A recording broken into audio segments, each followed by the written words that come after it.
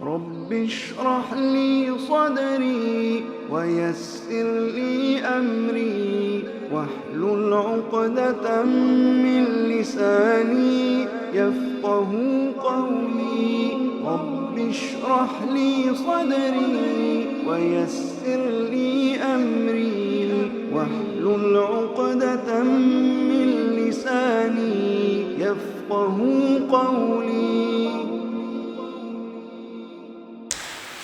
إن الحمد لله نحمده ونستعينه أعوذ بالله من شرور أنفسنا وسيئات أعمالنا من يهده الله فلا مضل له ومن يضلل فلا هادي له وأشهد أن لا إله إلا الله وحده لا شريك له وأشهد أن محمدا عبده ورسوله. أما بعد فإن خير الحديث كتاب الله وخير الهدي هدي محمد صلى الله عليه وسلم وشر الأمور محدثاتها وكل محدثة بدعة وكل بدعة ضلالة وكل ضلالة في النار. أعوذ بالله من الشيطان الرجيم. بسم الله الرحمن الرحيم. لا أقسم بهذا البلد وأنت حل بهذا البلد وقال في موضع آخر وهذا البلد الأمين. محترم حاضرین، آج کے درس میں انشاءاللہ مکہ مکرمہ کے فضائل اور اس کی تاریخ پر گفتگو کریں گے بالایجاز مختصراً انشاءاللہ. محترم سامعین اکرام، مکہ مکرمہ یہ دنیا کی سب سے بہترین سرزمینوں میں سے ایک ہے. مکہ مکرمہ میں ہمارے آخری نبی جناب محمد رسول اللہ صلی اللہ علیہ وسلم کی بعثت ہوئی. مکہ مکرمہ میں اسلام کی کرنیں پھوٹیں. مکہ مکرمہ میں قرآن کریم کا نزول ہوا.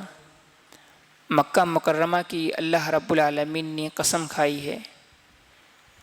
تو بہت سارے ناحیوں سے دیکھا جائے مکہ مکرمہ کی اپنی شرعی حیثیت ہے، تاریخی حیثیت ہے، سیاسی حیثیت ہے. تو مکہ مکرمہ کی اہمیت کئی حیثیتوں سے بہت واضح ہے. محترم سامعین کرام، اللہ رب العالمین نے قرآن کریم میں باقاعدہ مکہ مکرمہ کی قسم کھائی ہے، اور اللہ رب العالمین نے قرآن کریم میں مکہ کو مختلف الفاظ سے، مختلف اسماء سے پکارا ہے، یاد کیا ہے. اللہ تعالیٰ نے قرآن کریم میں ایک جگہ کہا لا اقسم بہذا البلد، میں اس شہر کی قسم کھاتا ہوں. اسی طریقے سے اللہ رب العالمین نے ایک دوسرے موقع پر قسم کھائی، کہا وَهَذَا الْبَلَدِ الْأَمِينَ، اور قسم ہے اس پرامن شہر کی.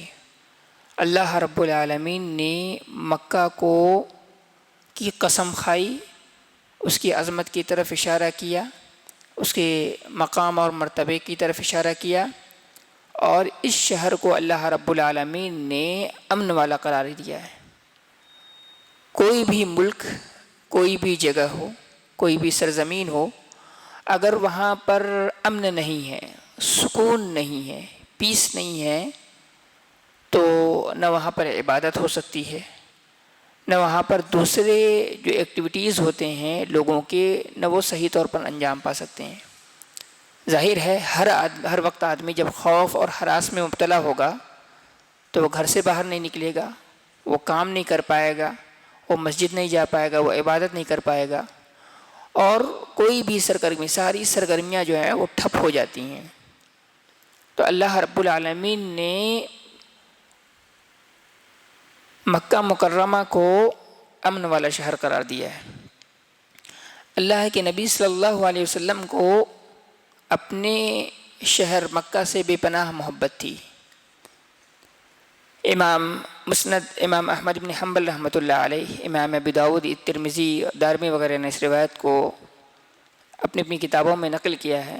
اللہ کے نبی صلی اللہ علیہ وسلم اونٹ پر سوار ہیں، مکہ سے نکل رہے ہیں، اور الوداعی نظروں سے وہ مکہ کو دیکھ رہے ہیں اور کہتے ہیں واللہ انکی لخیر ارض اللہ، اللہ کی قسم تو اللہ کی سب سے بہترین زمینوں میں سے ایک ہے، سب سے بہترین زمین ہے۔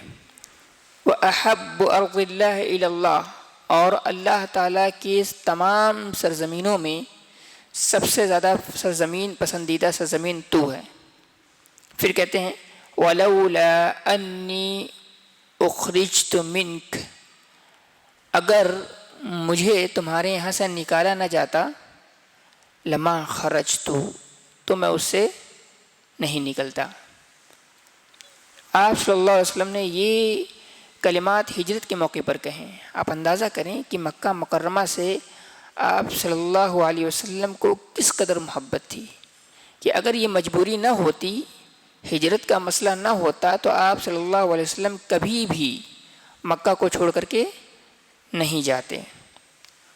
تو یہ مکہ مکرمہ کے حرمت پر، مکہ مکرمہ کی عظمت پر رسول سے جو اس کا تعلق ہے اس کا ایک اظہار ہے یہ حدیث۔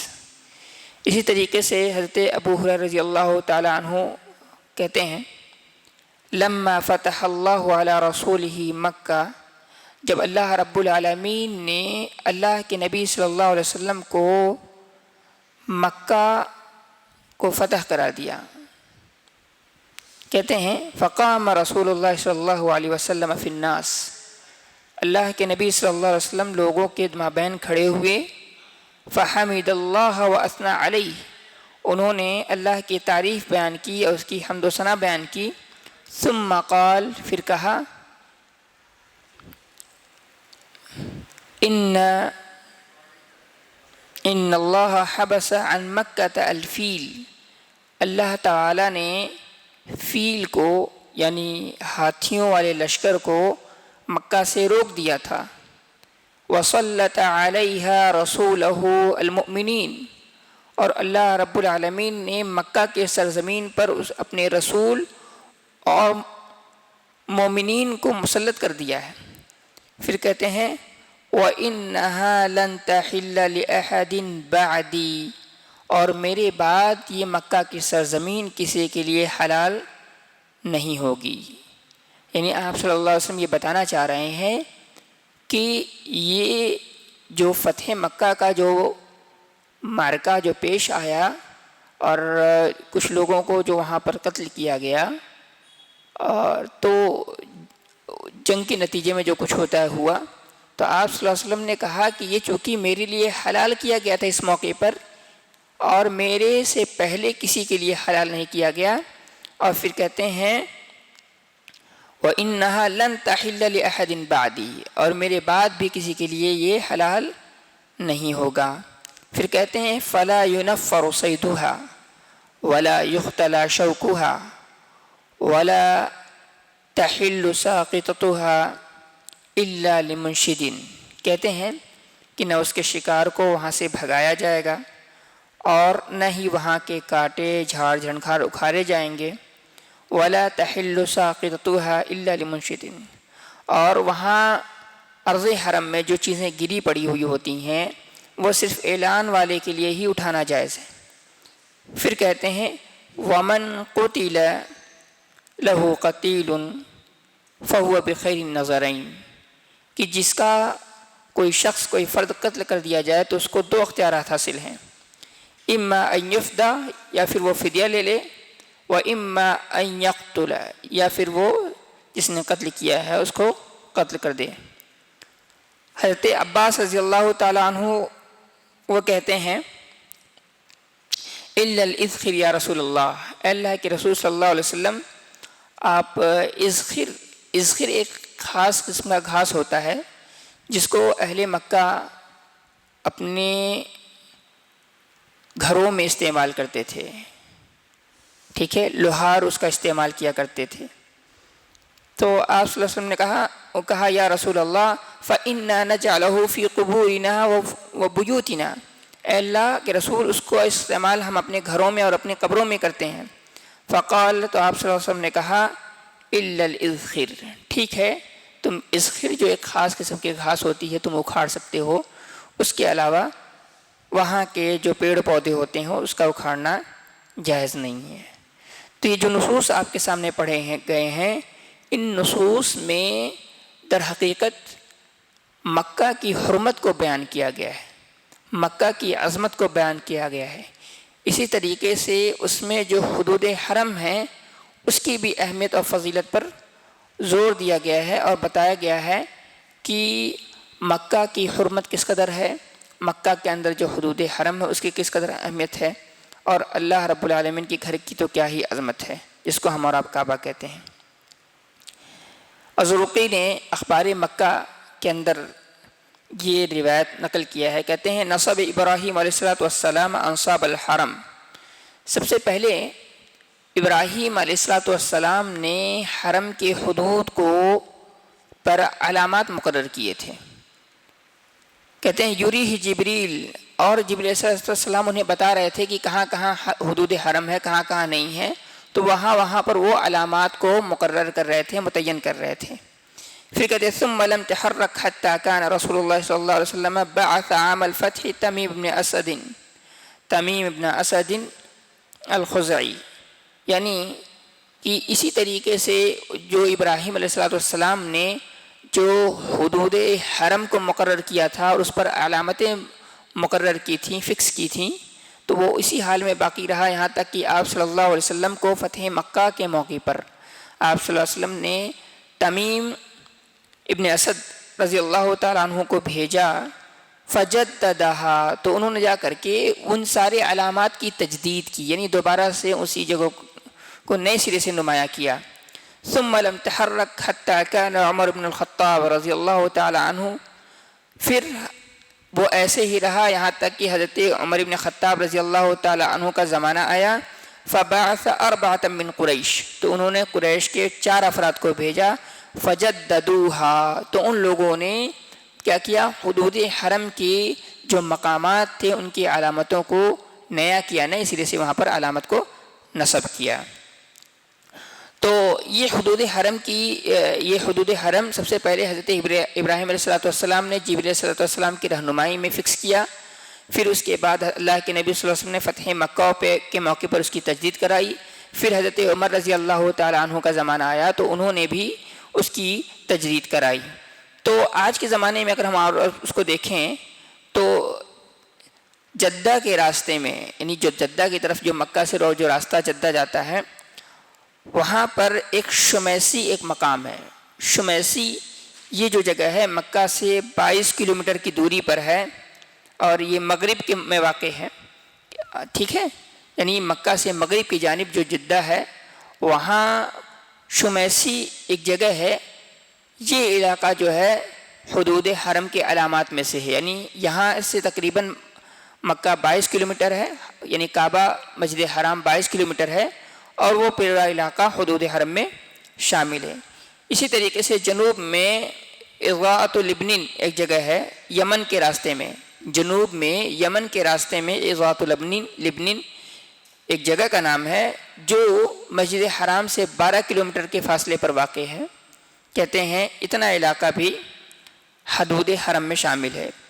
اسی طریقے سے مشرق میں غفت وادی عرنا الغربیہ، ٹھیک ہے، عرنا الغربیہ جو نام کی جو وادی ہے اس کے ایک سائڈ یعنی ضفہ کہتے ہیں کنارے کو، تو کہتے ہیں یہ مشرق سے جو عرنا الغربیہ کی وادی ہے وہاں کا جو پٹی ہے، اس پٹی یعنی عرنا الوادی کی جو پٹی ہے وہ تقریباً مسجد حرام سے لے کر کے وہاں تک 15 کلومیٹر کا فاصلہ بنتا ہے، یہ بھی حدود حرم میں شامل ہے۔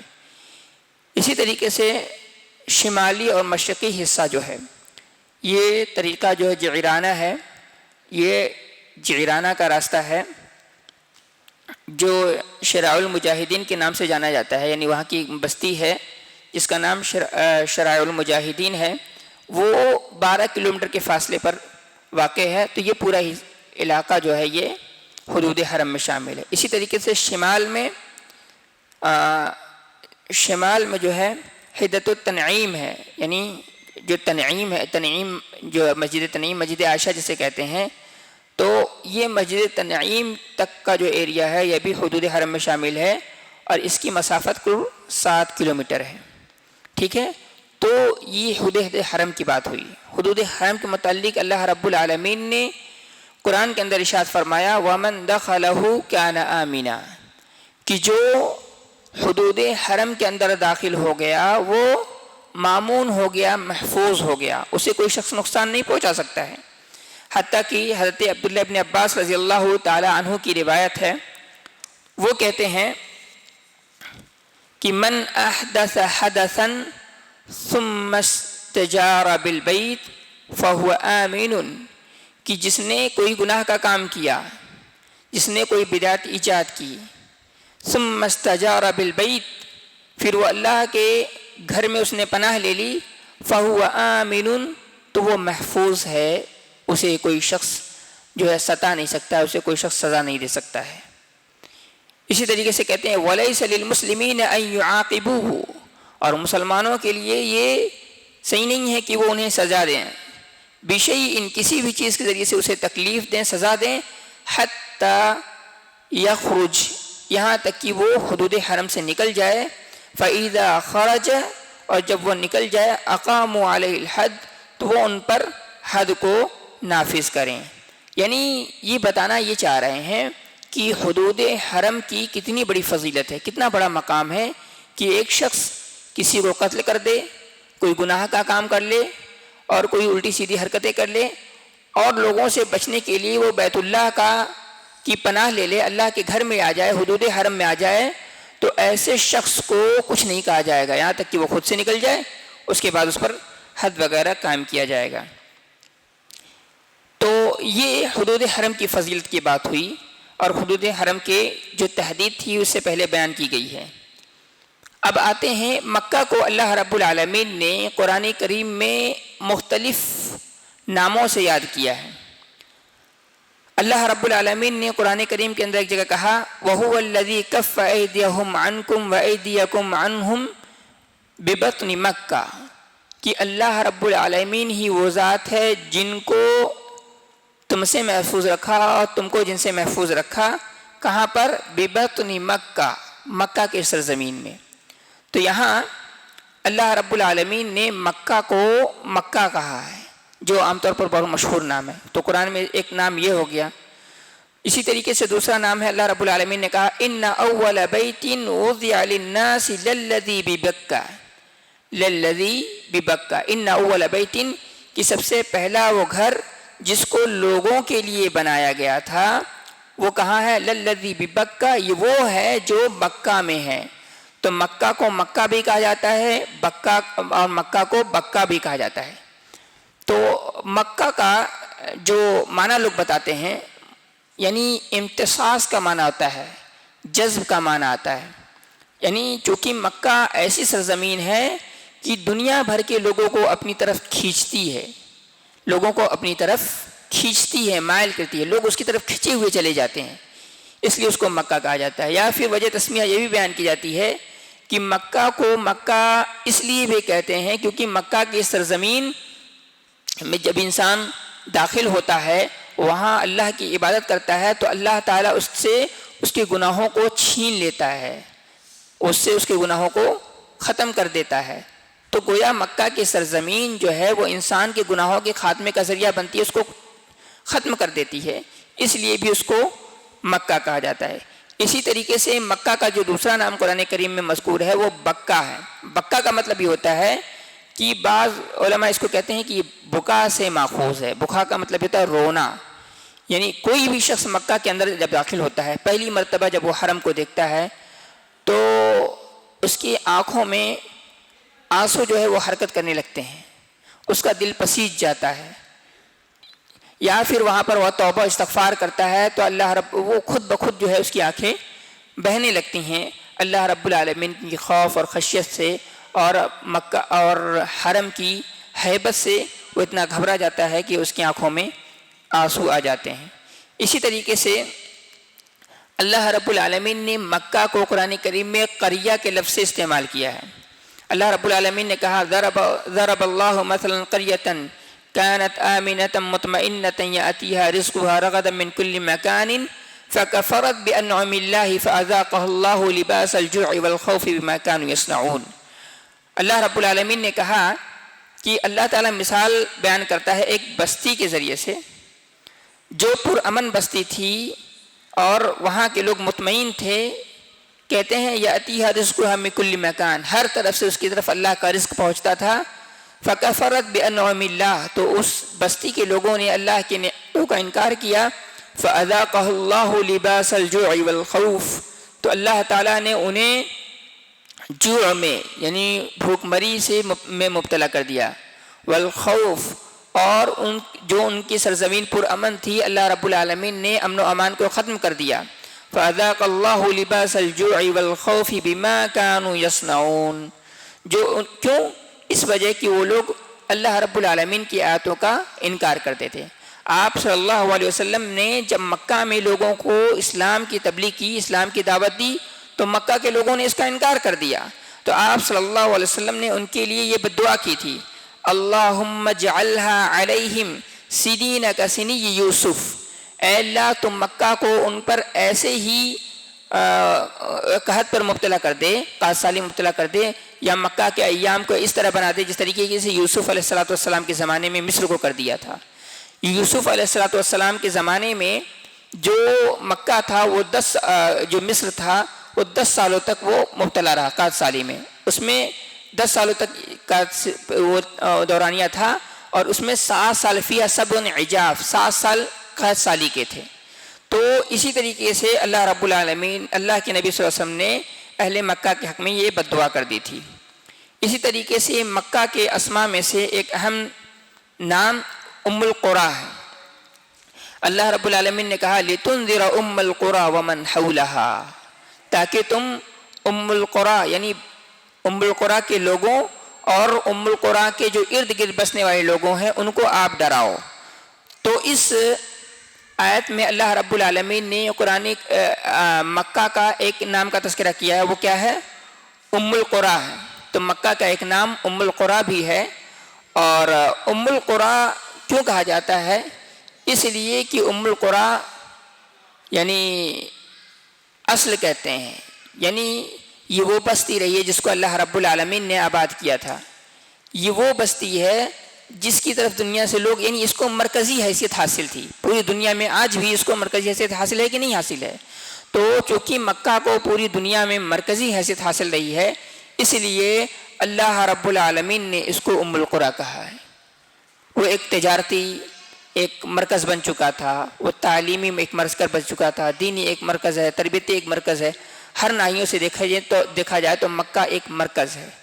تو اس لیے اللہ رب العالمین نے اس کو ام القریٰ ہے۔ اسی طریقے سے مکہ کو مسجد حرام بھی کہا جاتا ہے۔ اللہ رب العالمین نے قرآن کریم کے اندر ارشاد فرمایا سبحان الذی اسری بعبدہ لیلا من المسجد الحرام، کہ پاک ہے وہ ذات جس نے اپنے بندے کو مسجد حرام سے مسجد اقصیٰ تک اسرا کرائی، سیر کرائی۔ تو اس آیت میں یہاں مسجد حرام سے مراد یعنی وہ مسجد نہیں ہے جو کعبہ کے ارد گرد ہے، بلکہ مکہ مراد ہے، اس لیے کہ آپ صلی اللہ علیہ وسلم ام ہانی رضی اللہ تعالی عنہا کے گھر میں تھے اور وہاں سے ان کو اسرا کرائی گئی تھی۔ تو یہاں مسجد حرام سے مراد مسجد یعنی مکہ ہے۔ اسی طریقے سے اللہ رب العالمین نے ایک جگہ اور ارشاد فرمایا ذَلِكَ لِمَن لَّمْ يَكُنْ أَهْلُهُ حَاضِرِ الْمَسْجِدِ الْحَرَامِ، تو حاضر المسجد الحرام سے مراد یعنی مکہ کے میں رہنے والے افراد ہیں، مکہ میں رہنے والے افراد ہیں۔ تو یہ پتہ چلا کہ مکہ کے بہت سارے نام ہیں، اور مکہ میں جو مسجد حرام قرآن میں اللہ رب العالمین نے تذکرہ کیا ہے اس سے مراد یہ مکہ اور اہل مکہ ہیں۔ اب ہم آتے ہیں کہ یہ جو خانہ کعبہ ہے وہ کیسے اس کی تعمیر ہوئی۔ سب سے پہلے اس کو فرشتوں نے بنایا، یعنی فرشتوں کے ذریعے سے اللہ رب العالمین نے اس کی تعمیر کرائی۔ پھر بعد میں جب طوفان نوح کے بعد ابراہیم علیہ السلام نے دوبارہ اس کی بنیادوں کو اس کو کھودا، اس کو صاف ستھرا کیا، پھر اس کی بنیادوں کو بلند کیا۔ اسی لیے اللہ رب العالمین نے کہا وَإِذْ يَرْفَعُ إِبْرَاهِيمُ الْقَوَاعِدَ مِنَ الْبَيْتِ وَإِسْمَاعِيلُ، پھر ابراہیم علیہ السلام نے اس کو بنایا۔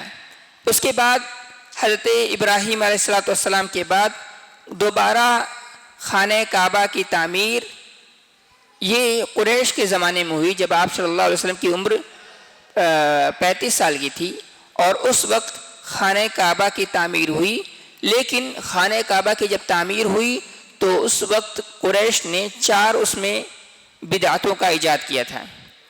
پہلی بدعت یہ کہ ان کے پاس حلال اموال کی کمی پڑ گئی تھی، تو حتیم کا حصہ جو حجر کا حصہ اسے چھوڑ دیا۔ دوسری بدعت اس میں یہ ایجاد کی کہ اس کی جو یعنی اس کے جو چھت ہوتی ہے، چھت کو بلند کر دی، یعنی زمین سے جو دروازہ ہوتا ہے دروازہ کا حصہ اور اوپر دروازہ اور اوپر کر دیا۔ اسی طریقے سے تیسری چیز جو اس میں انہوں نے وہ کی کہ خانہ کعبہ کے اوپر غلاف ڈال دیا۔ اور چوتھا کام ان لوگوں نے یہ کیا کہ خانہ کعبہ کے دروازے کو بند کر دیا۔ پہلے کیا تھا، خانہ کعبہ کا دروازہ جو ہے وہ کھلا تھا، خاص طور سے جو مغربی جو خانہ کعبہ کا جو دروازہ تھا اس کو پورا مکمل بند کر دیا۔ اور ایک کام کیا کر دیا، ایک کام اس میں انہوں نے یہ بھی کیا کہ کعبہ کے اس سے پہلے کعبہ پر چھت نہیں تھا، ان لوگوں نے چھت کو ڈال دیا تھا۔ تو یہ 4 کام انہوں نے کیے تھے۔ اس کے بعد حضرت اسی طریقے سے کعبہ اسی حال میں باقی رہا، اور خلفائے اربعہ خلفائے راشدین کا زمانہ گزر گیا۔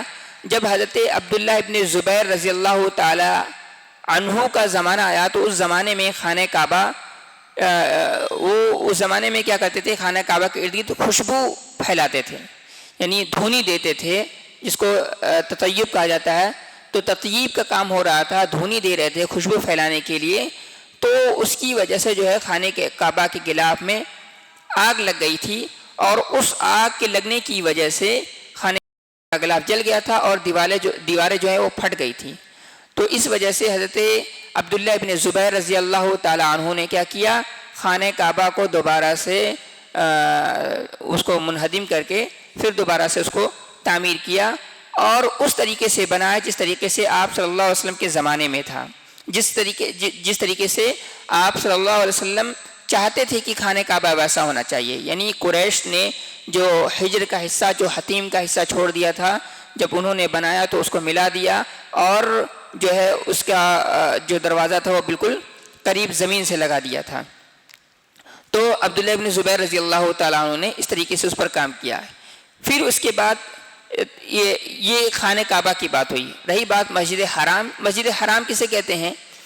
یعنی مسجد حرام وہ مسجد جو کعبہ سے متصل ہے، جو احاطہ کعبہ سے متصل ہے، اس کو مسجد حرام کہا جاتا ہے۔ تو مسجد حرام کی توسیع سب سے پہلے حضرت عمر رضی اللہ تعالیٰ عنہ کے دور میں ہوئی۔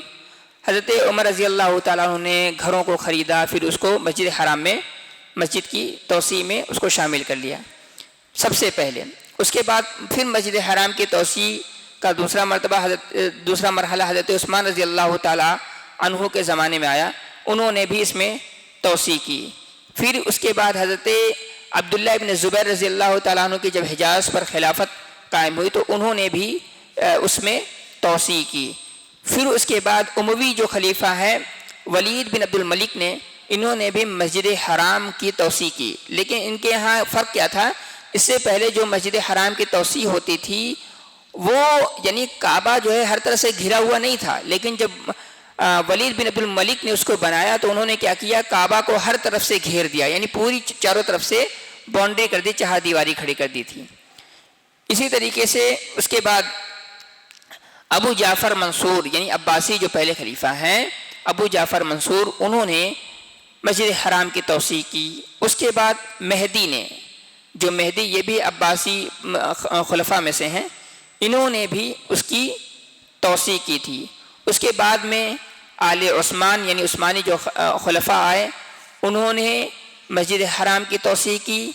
اس کے بعد پھر آل سعود کا دور آیا اور انہوں نے مسجد حرام کی توسیع کی، یعنی اس میں اب بڑھایا، یعنی کئی اس میں پروجیکٹ ہے۔ یہ ایک ملک فہد کا پروجیکٹ بہت مشہور ہے، ابھی ملک عبداللہ کے زمانے میں بھی اس میں کام ہوا، ابھی ملک سلمان کا دور چل رہا ہے، اس میں بھی کام چل رہا ہے۔ تو یہ مسجد حرام کی تعمیر اور توسیع کے سلسلے میں تھی۔ کچھ باتیں میں مسجد حرام کی ویرانے کے متعلق گفتگو کروں گا۔ تو قیامت جب قریب ہوگی تو اس سے پہلے قرب قیامت کے وقت ایک شخص جو یعنی حبشہ کا بادشاہ ہوگا، وہ کیا کرے گا؟ وہ آئے گا اور کعبہ کی ایک ایک اینٹ جو ہے وہ چرا لے جائے گا۔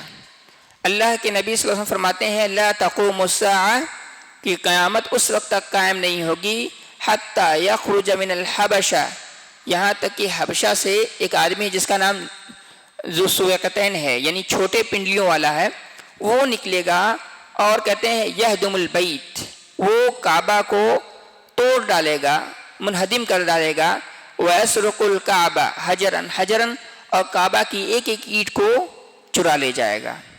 اس سے پہلے اللہ کے نبی صلی اللہ علیہ وسلم کی پیدائش سے پہلے جو عام الفیل میں جو ابرہہ کا واقعہ ہوا، ابرہہ نے بھی اس کو توڑنے کی کوشش کی، لیکن اس میں اللہ رب العالمین نے اس کو ناکام بنا دیا، اس کو تباہ و برباد کر دیا ابابیل پرندی کے ذریعے سے۔ اور اس کے بعد یعنی کرامتہ ایک بہت غالی فرقہ ہے شیعوں کا کرامتہ، 317 ہجری میں انہوں نے کیا کیا تھا کہ کعبہ کی جو ہے دیوار، یہ خاص طور سے حجر اسود یہ لوگ اٹھا لے گئے تھے، اور احسا ایک جگہ ہے وہاں پر انہوں نے ایک بت خانہ بنایا، اس میں جا کر کے اس کو نصب کر دیا تھا۔ 22 سالوں بعد دوسرے جو عمرا تھے، جو حکام تھے، ان کے ذریعے سے دباؤ کی وجہ سے وہ دوبارہ لے کر کے آئے اور انہوں نے اس کو وہاں پر لگا دیا۔ تو یہ 2-3 کوششیں بھی ہوئی تھی کہ کعبہ کو ویران کر دیا جائے تاریخ میں، لیکن ایسا نہ ہو سکا اور ہر شخص ناکام رہا۔ اور قرب قیامت کے وقت ایک شخص جو حبشہ کا بادشاہ ہوگا وہ آئے گا اور کعبہ کو منہدم کر دے گا، اس کے بعد پھر قیامت قائم ہو جائے گی۔ تو یہ کعبہ کی تاریخ ہے، یہ کعبہ کی تاریخ ہے، اور بلکہ کہہ لیں مکہ کی تاریخ ہے۔ جو مکہ کی تاریخ ہے وہی کعبہ کی تاریخ ہے۔ تو مکہ در حقیقت یہ آباد ہی کعبہ کی وجہ سے ہوا ہے۔ اگر اللہ کا گھر نہیں بنتا، اللہ تعالیٰ وہاں فرشتوں کے ذریعے سے بنیاد نہیں ڈالتا، تو یہ مکہ آباد ہی نہیں ہوتا۔ تو مکہ اور کعبہ ہم دونوں کو الگ کر کے نہیں دیکھ سکتے، دونوں ایک دوسرے کی تاریخ ہیں، اور یہ دونوں ایسے اجزاء ہیں دونوں کو الگ کر کے نہیں دیکھا جا سکتا۔ تو یہ مکہ کی تاریخ رہی ہے جس کو مختصراً، اور فضائل ہیں جس کو بہت ہی مختصراً آپ کے سامنے رکھا گیا ہے۔ اس کے اور بھی متعلقات ہیں جس پر گفتگو ہو سکتی ہے، لیکن وقت ہمارے پاس نہیں ہے، میں انہی چند باتوں پر اکتفا کرتا ہوں۔